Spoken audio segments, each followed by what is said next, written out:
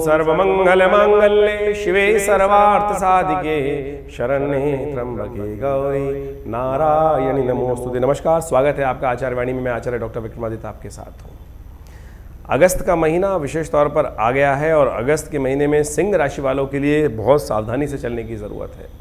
सिंह राशि वालों, देखिए आपकी राशि के अनुसार से यदि हम बात करें तो आपके शुक्र महाराज जो हैं वो आपकी राशि के अनुसार से कई विशेष परिवर्तन की तरफ जा रहे हैं। लग्न में चल रहे थे आपके, ऐसे में अस्त भी हो गए सूर्य के कारण से, आपके राशि स्वामी के कारण से, और साथ साथ वो वक्र गति से चलते हुए अस्त अवस्था में ग्रह परिवर्तन भी करेंगे। और ये परिवर्तन विशेष तौर पर आपके लिए एक तरह से 12वें भाव में होगा शुक्र का।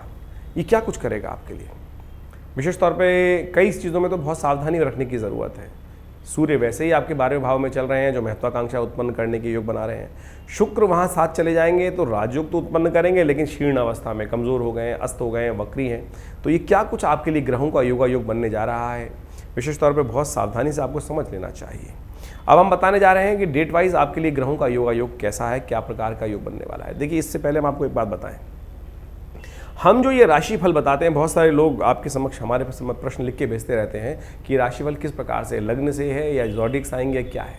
देखिए, राशिफल जो है विशेष तौर पर समझना चाहिए, ये ज्योतिष का विषय है कि कौन सा प्रभावी है आपकी कुंडली में। आपकी जन्मपत्री को देखते हुए आपकी मुख्य लग्न कुंडली प्रभावी है या सूर्य कुंडली प्रभावी है या चंद्र कुंडली प्रभावी है या कौन सा कारकांश, आत्मकारक या अमात्य कारक या विशेष तौर पर भ्रातृ कारक या बहुत सारे हजारों चार्ट बनते हैं कुंडली के अंदर, कौन सा प्रभावी उत्पन्न कर रहा है, कौन सा खेल आपके साथ जीवन में चल रहा है, ग्रहों का योगायोग, कौन सी कुंडली प्रभावी है। कई बार हम कुंडली देखते हैं व्यक्ति की और उसमें देखते हैं कि लग्न से तो कोई प्रभाव आ ही नहीं रहा, और जैसे ही कुंडली को और एनालाइज करने का प्रयास किया चंद्र कुंडली से तो बहुत ज़्यादा उससे पूरा भाव ही उत्पन्न बदल जाता है। तो ये ज्योतिष के बहुत सूक्ष्म विषय, इन सबको समझ लेना चाहिए। खैर, हम यहाँ जो उपस्थित करते हैं भाव, वो राशि, लग्न, सूर्य कुंडली, इन सबको देखकर यदि आपका सूर्य लग्न कहाँ कौन से लग्न में है उसके हिसाब से प्रभाव राशि पढ़ सकते हैं। आप लग्न कुंडली से प्रभावित कर सकते हैं, राशि से आपका चंद्रमा जहाँ पर उसके अनुसार से।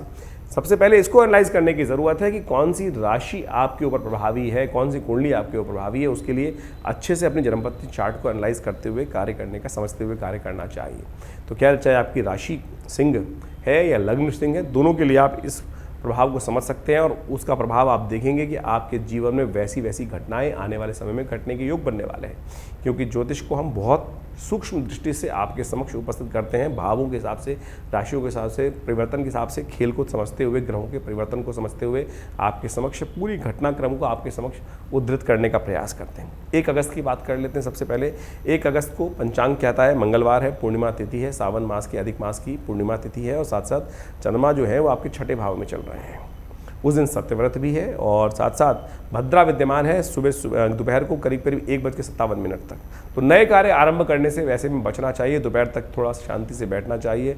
मंगलवार का अवसर है, ऐसे में भद्रा में कुछ नए कार्य, नए कागज़, नई ज़मीन, नए विशेष तौर पे कोई प्रोजेक्ट लिखते हुए कार्य करेंगे तो उसमें कहीं ना कहीं कष्ट होने के।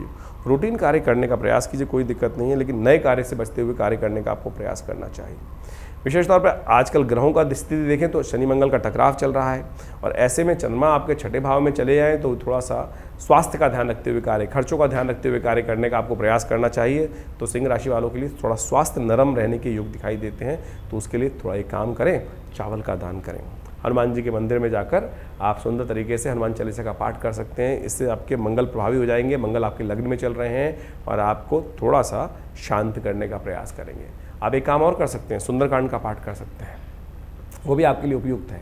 आज के दिन विशेष तौर पे रुद्राभिषेक कर सकते हैं। और रुद्राभिषेक किससे किया जाए? आप देसी खांड से हनुमान भगवान शंकर का रुद्राभिषेक कीजिए, और या खांड युक्त जल से या इच्छू रस से। देखिए, आपके इन ग्रहों को दूर करने के लिए, कष्ट दूर करने के लिए बहुत सुंदर योग बनता दिखाई दे रहा है। उसका लाभ लेने का प्रयास करना चाहिए। हमने भी विवेकानंद योगाश्रम में इस सुंदर तिथि को समझते हुए मंगलवार, सावन के महीने में जो अधिक मास में मंगलवार पड़ रहा है, सावन का महीना चल रहा है, उस दिन बड़ा विशाल कार्यक्रम रखा है।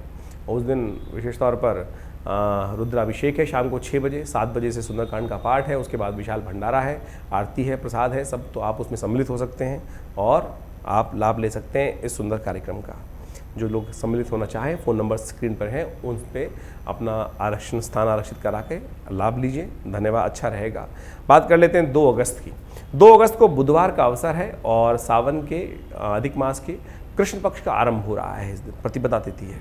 और ग्रहों का योगायोग आपकी राशि के अनुसार से यदि हम सिंह राशि के हिसाब से बात करें तो सिंह राशि वालों को थोड़ा सा ध्यान रखते हुए कार्य करने का प्रयास करना चाहिए। शनि मंगल का टकराव, चंद्रमा छठे भाव में, ये दोनों स्थिति बनी हुई है, ये थोड़ा सा भाव आपके लिए कष्ट का योग दिखाई देता है। ऐसे में आपको ओम नमः शिवाय का जप करते हुए कार्य करने का प्रयास करना चाहिए। नज़ले जुकाम से बचना चाहिए और मौसम का जो परिवर्तन है वो कहीं ना कहीं स्वास्थ्य में अनुकूल प्रभाव न उत्पन्न करे, ऐसा दिखाई देता है। तो उसका ध्यान रखते हुए महामृत्युंजय मंत्र का जप करते हुए थोड़ी महत्वाकांक्षा को बढ़ाते हुए ना काम करें। हर चीज़ में बहुत बड़ी ऊंची सोच के साथ साथ काम भी ऊंचा करने का आपको प्रयास करना चाहिए। नहीं तो क्या होगा, केवल सोच ऊंची रह जाएगी, फिर रिजल्ट आएंगे नहीं और फिर आप मन में परेशान होंगे। तो इस बात का ध्यान रखें, जितनी बड़ी सोच कर रहे हैं उतना बड़ा कार्य भी करने का आपको प्रयास करना है, तब जाके सफलता प्राप्त। हिम्मत बहुत है, हिम्मत बहुत बढ़िया है, हिम्मत में कोई कमी नहीं है, लेकिन कार्य उतना करने में थोड़ा आलस आ रहा है, ये ग्रहों का परेशानी होने के योग है।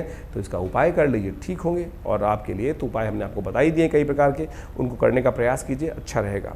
3 अगस्त की यदि हम बात करें तो उस दिन ग्रहों का परिवर्तन, कई ग्रहों का परिवर्तन है।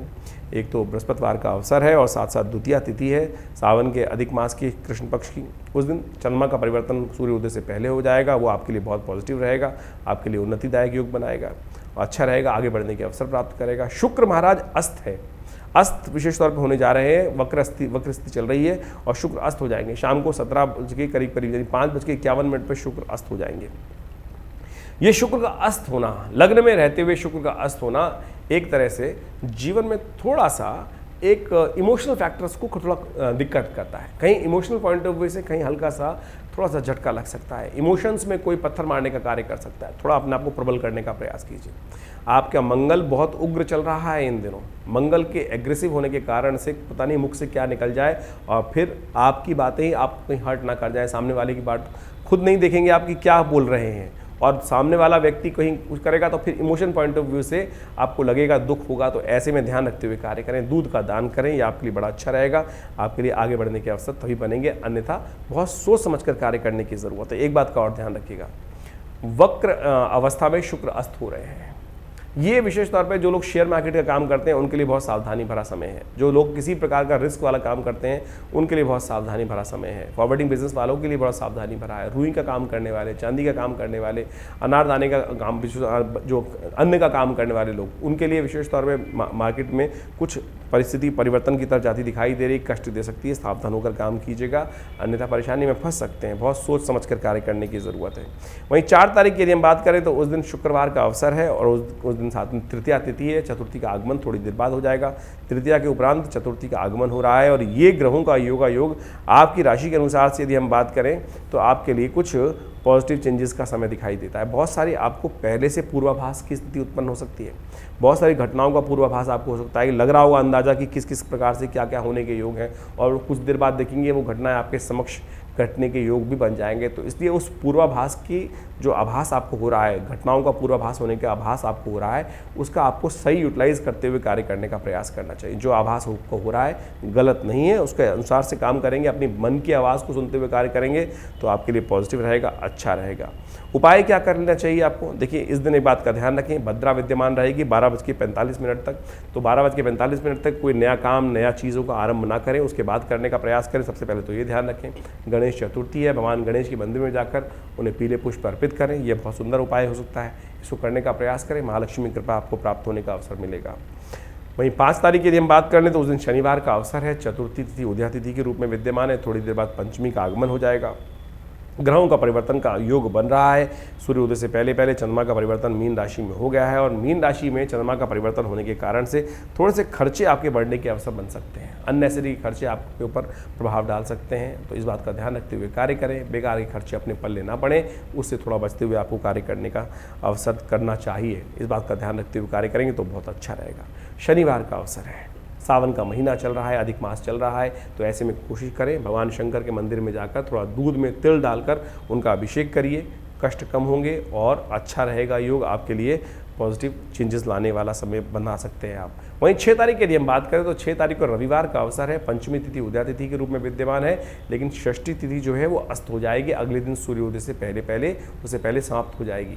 तो यानी इस बात का ध्यान रखना चाहिए कि क्षय तिथि है, रविवार का अवसर है, तो ये तिथि विशेष तौर पर आपको ध्यान रखने वाली है। और साथ साथ गणमूल नक्षत्र भी विद्यमान है। यानी 6 और 7 तारीख को गणमूल नक्षत्र रहेंगे, रेवती और अश्वनी। ऐसे में एक बात का ध्यान रखें कि कोई जातक नया घर में जन्म ले रहा है तो उसकी मूल शांति अवश्य कराइएगा, अन्यथा कष्ट होने के योग बन जाते हैं। बच्चा जातक जो है परिवार के लिए स्वयं के लिए भारी रहता है। उपाय क्या करना होता है?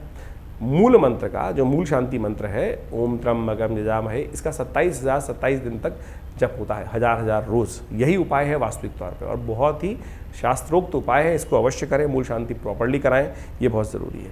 बाकी ग्रहों की गणना देखें तो ऐसे में एक बात देखें कि चंद्रमा जो है आपकी राशि के अनुसार से अष्टम भाव में चल रहे हैं, मीन राशि में चल रहे हैं, और शनि और राहु के बीच में चल रहे हैं। बृहस्पति हैं लेकिन राहु के ग्रसित होने के कारण से वो विशेष तौर पर चंद्रमा को उन्होंने क्षीण कर दिया है। ऐसे में आपको विशेष तौर पर दूध का दान करना चाहिए, दूध से भगवान शिव का अभिषेक करना चाहिए, ये अच्छा उपाय रहेगा। इमोशनल पॉइंट ऑफ व्यू से अपने आप को स्ट्रॉन्ग रखते हुए कार्य करने का प्रयास करें। छोटी छोटी बातें आपको हर्ट ना करें, इस बात का ध्यान रखें, उनमें लिप्ति ना हो। ये छोटी छोटी बातें घटती रहती हैं घटनाएं, चलते सामने वाला साधु चलत बाजार में कुत्ता भौंक हजार, साधुन को दुर्भाव नहीं जो निंदे संसार। देखिए इस बात का ध्यान रखें, जो बोलता है बोलते रहें, कोई दिक्कत नहीं। अपने आप को इमोशनली स्ट्रॉन्ग रखते हुए कार्य करेंगे तो बहुत सुंदर रहेगा। धर्म में कार्य करें। एक बात का ध्यान रखिएगा, इन दिनों ग्रहों का योग एक बहुत अच्छा योग बना रहा है आपके लिए। जितना धर्म में आप आस्था रखेंगे उतना आपके घर में शांति रहेगी, मन में उतना विश्वास रहेगा। और जितने नास्तिक रहेंगे, आप धर्म से दूर होंगे, उतने ज़्यादा दुखी होंगे, परिवार में अशांति होगी। तो आप चाबी आपके हाथ में है, इसको काफ़ी लंबे समय तक उपयोग करने का प्रयास कीजिए।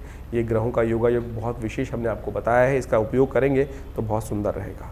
7 तारीख की ग्रह गणना विशेष तौर पर दिखाती है कि इस दिन सोमवार का अवसर है, सप्तमी तिथि विद्यमान है, सावन के अधिक मास का सुंदर सोमवार है और ग्रहों का परिवर्तन विशेष रूप से हो रहा है। चंद्रमा परिवर्तन की तरफ जा रहे हैं, मेष राशि में जा रहे हैं।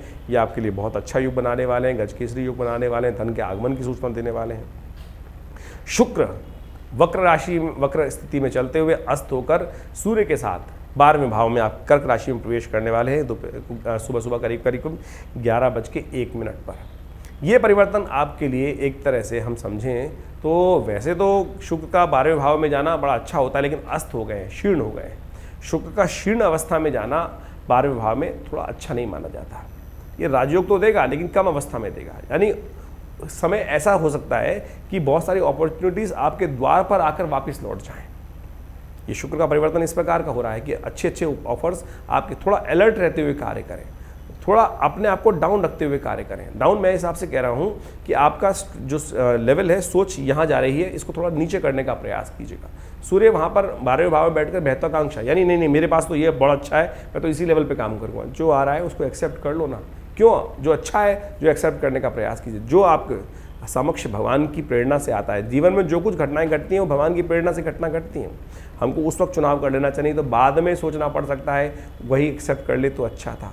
तो हमने आपको समझाने का प्रयास किया, तो आप इस दिशा से सोचते हुए कार्य करेंगे तो बहुत सुंदर तरीके से आपको लाभ प्राप्त हो सकता है। एक बात का और ध्यान रखिएगा, इस दिन सोमवार है और साथ साथ भद्रा भी विद्यमान है, जो शाम को करीब 4:41 तक रहेगी। तो नए कार्यों से आरंभ करने से आपको बचना चाहिए, अन्यथा भद्रा दोष लग सकता है। नए प्रोजेक्ट्स को हाथ में लेने से बचना चाहिए, नए सौदों को करने से बचना चाहिए इस समय में, नहीं तो नुकसान होने के योग बाद में बनते हैं। इस बात का ध्यान रखिए। सोमवार का अवसर है तो हमने विवेकानंद योगाश्रम में बड़ा सुंदर तरीके से सावन के सोमवार के अवसर पर रुद्राभिषेक बड़ा विशाल का आयोजन किया है। आप सब उसमें सम्मिलित हो सकते हैं। इन्विटेशंस हम आपको इस कार्यक्रम के माध्यम से ही दे रहे हैं और अपना स्थान आरक्षित करने के लिए फ़ोन पे संपर्क साध कर आप उसका लाभ ले सकते हैं। सुंदर रुद्राभिषेक, सावन के महीने में रुद्राभिषेक से सुंदर कोई कार्य नहीं है। शिव के आप देखिए, जो कुछ हमें प्राप्त हो रहा है भगवान की प्रेरणा से ही प्राप्त हो रहा है और हम कई बार भगवान को धन्यवाद भी नहीं करते हैं।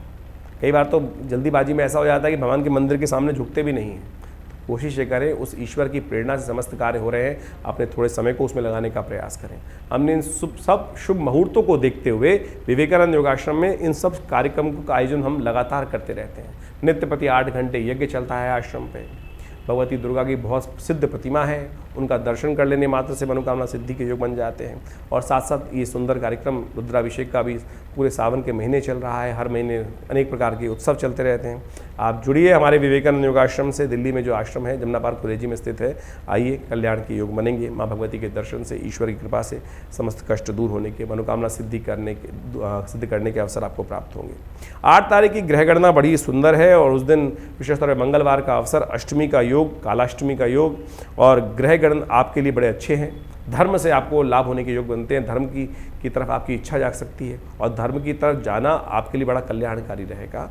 आपकी धार्मिक इच्छाओं, धर्म सत्संग सुनने में और उसको प्रकार से कथाओं को सुनने में, आपके धर्म कार्य करने में आपका मन अच्छा लगेगा। और ये सोचिए, धर्मयुक्त कार्य करने से ही आपके जीवन में इन दिनों लाभ के योग बन रहे हैं। तो इसलिए कोशिश करें, जो मन में भावना आ रही है धर्म की तरफ जाने की, पूजा पाठ करने की, ईश्वर का नाम लेने की, उसको तुरंत करने का प्रयास कीजिए। उसमें कोई सोच विचार नहीं, अरे बिजी हूँ, ये हूँ, वो हूँ, उनको हटाने का प्रयास करें। मंगलवार का अवसर है। हमने भी विवेकानंद योग आश्रम में इस योग को देखते हुए बड़ा सुंदर सुंदरकांड का पाठ रखा है। सावन का रुद्राभिषेक चल ही रहा है, तो 6 बजे से लेकर रात्रि के 10 बजे तक विशाल भंडारा भी रहेगा। तो आप सब अपने सादर आमंत्रित हैं, आएँ, माँ भगवती का दर्शन करें, रुद्राभिषेक में भाग लें, सुंदरकांड का पाठ में भाग लें, कल्याण होगा। इसमें स्थान आरक्षित करने के लिए फ़ोन नंबर्स हैं, उन पर संपर्क साधकर आप समस्त व्यवस्था जान सकते हैं। 9 तारीख की यदि हम बात करें तो उस दिन बुधवार का अवसर है, नवमी तिथि है, वृषभ में चल रहे हैं चंद्रमा, और ये वृषभ में चंद्रमा जाना आपकी राशि के अनुसार से बहुत शुभ योग बनाने वाले हैं। चंद्रमा उच्च के होकर दशम भाव में जाएंगे, यह आपके लिए बहुत सुंदर लाभ बनाने की स्थिति देंगे। आपके कार्यों की सराहना होगी और विशेष तौर पर आगे बढ़ने के अवसर आपको प्राप्त होंगे। सर्वार्थ सिद्धि योग विद्यमान है। निर्द्वंद होकर काम में आगे बढ़ने का प्रयास कीजिए। ग्रह गणना आपके लिए अनुकूल बनी हुई है। आपको बस केवल अपनी महत्वाकांक्षा को थोड़ा कंट्रोल करते हुए कार्य करना है और पॉजिटिव तरह से आगे बढ़ना है। रिजल्ट अच्छे से आपके प्राप्त होने के योग बनेंगे।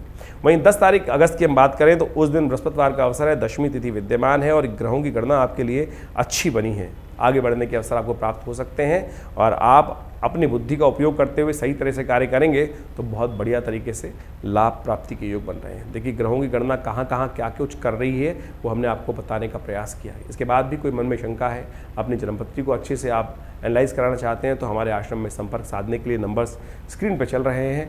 आप हमारे आश्रम पर बहुत सारे कार्यक्रम जो होते हैं समय समय पर हम आपको बताते रहते हैं, उसमें भाग भी ले सकते हैं। धन्यवाद।